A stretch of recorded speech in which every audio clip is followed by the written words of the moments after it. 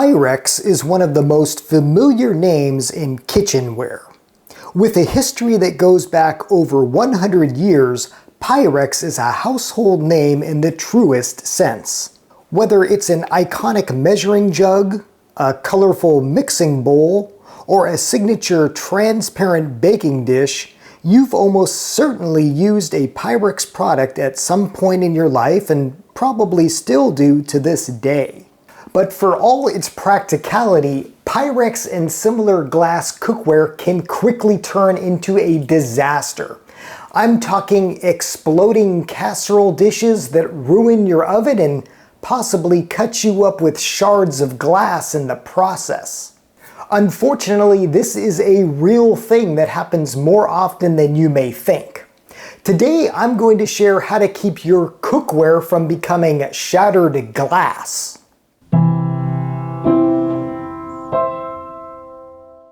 Hello and welcome to I Want to Cook. My name is Chef Matt and this channel is all about helping you be a better cook.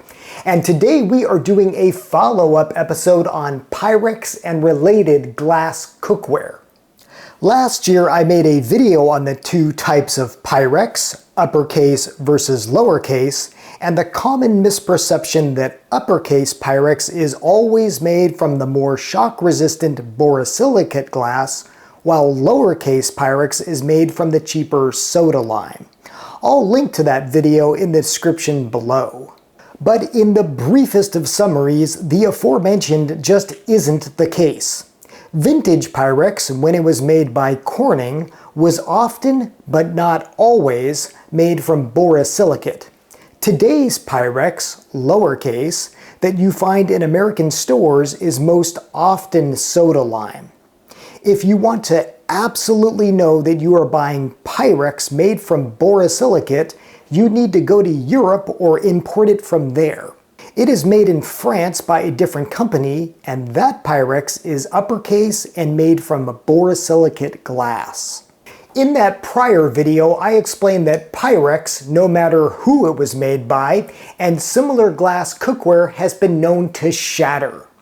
As an almost aside, I asked viewers if that had ever happened to them. And let me tell you, I did not see coming either the response to that video or the number of comments that came from it. At this time, that video has been viewed over 3.7 million times and has more than 9,000 comments. And an absolutely alarming number of those comments are people sharing how their glass bakeware exploded in ovens, cracked on countertops, or even blew up in their hands. I was stunned at how many of you shared such scary stories, and I'm really sorry that you had to experience that. So I'm making today's video to help prevent such things happening from others. And I should note that while Pyrex is the most well-known of glass cookware, I'm not picking on Pyrex here.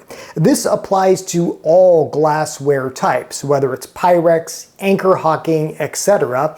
And it applies to both soda lime and borosilicate. And while I'm primarily talking about the transparent bakeware here, this does also apply to these colorful Pyrex bowls and other types of colorful bowls, which are actually made of soda lime. So here's how to keep your glass cookware from exploding and why that even happens in the first place. So you might be wondering why glass cookware even explodes in the first place. And the headline here are two words that I want you to remember: thermal shock. Thermal shock is the reason why these glass cookware types have the bad reputation for shattering, exploding, cracking, etc. And all thermal shock is the rapid changing in temperature. When that happens, well, unfortunately, kaboom. So if you're going to be using glass cookware, one of the biggest things that should be top of mind, other than not dropping it on the ground, is preventing thermal shock. And one of the most common instances of thermal shock is taking a casserole dish from either the freezer or the refrigerator where it's cold and putting it into a hot oven. That is a perfect example of thermal shock, and unfortunately a lot of you have experienced it. Well, that's what makes a casserole dish explode.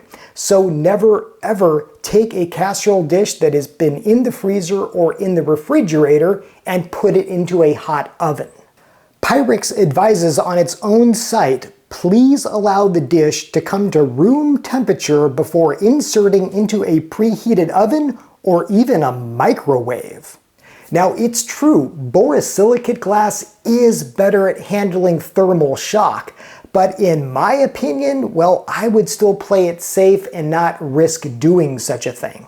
Now, thermal shock can be sneaky and it can get you in ways that you don't even expect. And boy, did I hear about this happening to a lot of you. So one thing you should never do when using glass cookware, and let's say you're baking a roast, is to pour liquid into the dish while it's baking. Even if you are pouring boiling liquid into that dish, that can cause thermal shock. So for example, if you're roasting something at 400 degrees and you pour boiling liquid into it, that's still a difference of 200 degrees, and thus you can have thermal shock. I heard this from countless commenters that they were baking something in the oven. It looked dry, so they wanted to add some liquid, and boom, the whole thing shattered in the oven and created a huge mess. Don't do that. Pyrex itself warns, adding liquid to hot glass may compromise the product's strength, potentially resulting in breakage. Another thing you should never do with glass cookware is take it straight out of the oven or another hot environment and then go to wash it. If you, let's say, take that hot casserole dish that's really nasty and dirty and you put it in the sink and you turn on the faucet to clean it, well, boom, here again, you can have thermal shock, the whole thing can crack. Do not do that. Let it cool first before you try to clean it. And it's not just the casserole dishes that can experience thermal shock. It might happen in one of these pitchers as well. So for example, let's say you want to make some iced tea and you fill your pitcher with ice. You go to pour that hot tea that you made into it, and boom, here again, you have something very cold meeting something very hot in a glass container. That can cause the whole thing to crack or explode. Don't do it. Now, if you don't want to risk thermal shock, there are other options other than something like this glass baking dish. First and foremost, you can just use a metal roasting pan like this. This is tough and, well, it's pretty much immune to thermal shock. Or you can go with something like this, vintage Corningware. This was also made by Corning. I made an entire episode on this stuff, and you can basically think of it as Pyrex 2.0. It's made of a material called pyroceram that was actually designed to withstand thermal shock, and this can take it. But don't risk it with glass cookware. Another thing you should never do with glass cookware is use it on the stove or under a broiler. Yes, these are okay for baking in an oven or use in a microwave, but these are not safe on the range. Again, there's a lot of alternatives that are. Metal, of course, you can do that with. Vintage Corningware you can do that with.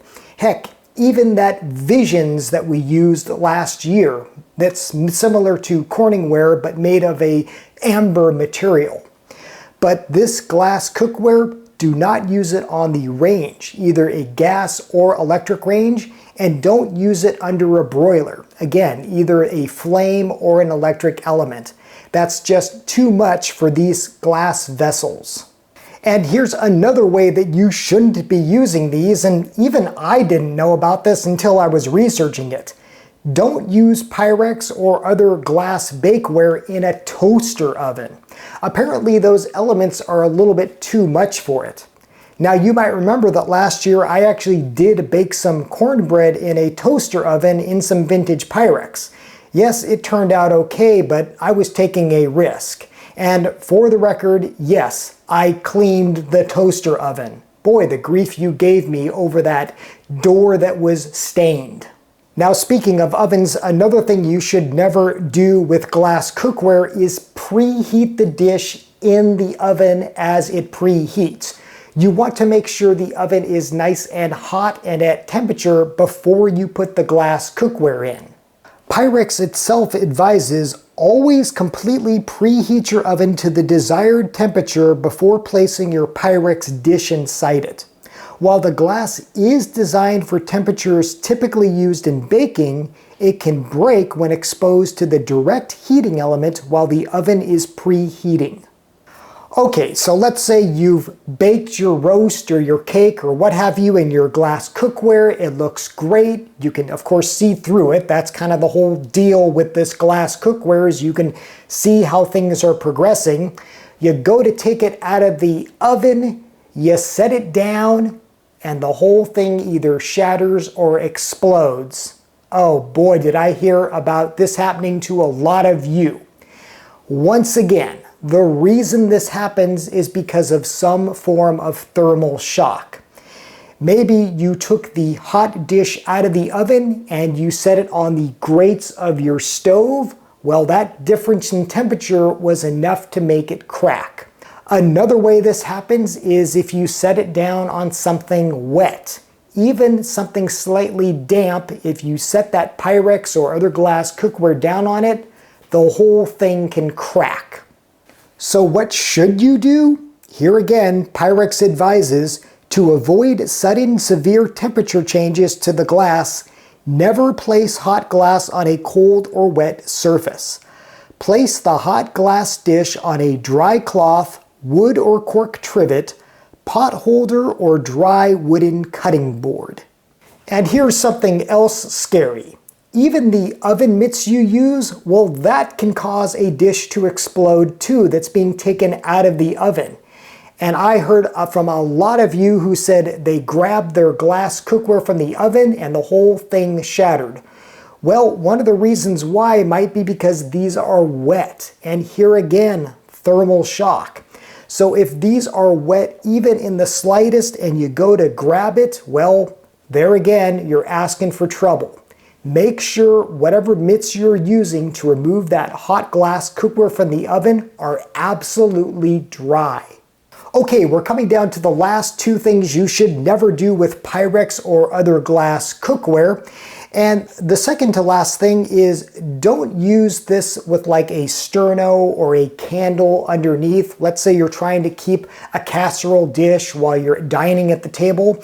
Don't do that. Here again, these are not to be exposed to a flame, even a flame as quote unquote mild as a candle. And finally, the last thing you should not be doing with your glass cookware is using it in an air fryer. Once again, Pyrex really advises not to do that. Apparently that temperature, that heat, is just too much. It's too intense. So even though an air fryer is like a mini convection oven, well, don't use your glass cookware in it. So where does that leave us with all of this? Well, obviously what you cook with is your personal choice. But for me, in all honesty, I don't really bake with glass cookware anymore, even the borosilicate stuff. For me, especially after making that prior video and reading all of your comments, it's just not worth the risk, especially when I have so much metal bakeware and so much vintage Corningware that I know can take an absolute beating. It can go from freezer to oven if I wish. It can go on the stove top. It's fine. Now, I still do use Pyrex glass in the kitchen, but it's really more for prep work. I'll of course use the measuring cups to measure ingredients, and I might use a glass Pyrex bowl like this for mixing ingredients. And of course, I do have some Pyrex glass casserole dishes that I use for storage and for tasks like marinating food and whatnot. I think it's great because I can see through it and I can see what's going on. But as for cooking in Pyrex, personally, I just don't even take the risk anymore. But if you choose to, at least now you know what you should and shouldn't do to stay safe with it. Now, once again, I'm going to ask, what did I miss? Is there something that you shouldn't be doing with your glass cookware that, well, maybe you found out the hard way that I didn't discuss? Please let me know. Please let others know in the comments below. Okay, trivia time. Last week I asked you to identify this very strange looking object, and several of you knew exactly what this is. This is a tagine. And these are used to slow cook, to braise food. Absolutely delicious. And guess what? We're actually going to use one of these next week, so make sure you stay tuned for that. I'm going to show you how to use one of these things. We're going to cook up some delicious stuff in it. But congratulations to everybody who correctly identified this as a tagine. For this week's culinary trivia, we've got another tool. I actually picked this up at the thrift store recently. What is this thing? Very kind of odd looking object that you clamp down. If you know what this is or you have a guess, put it in the comments below and I will of course let you know the correct answer in the next episode. As always, thank you so much for watching. Thank you for subscribing. Until next time, I hope you want to cook.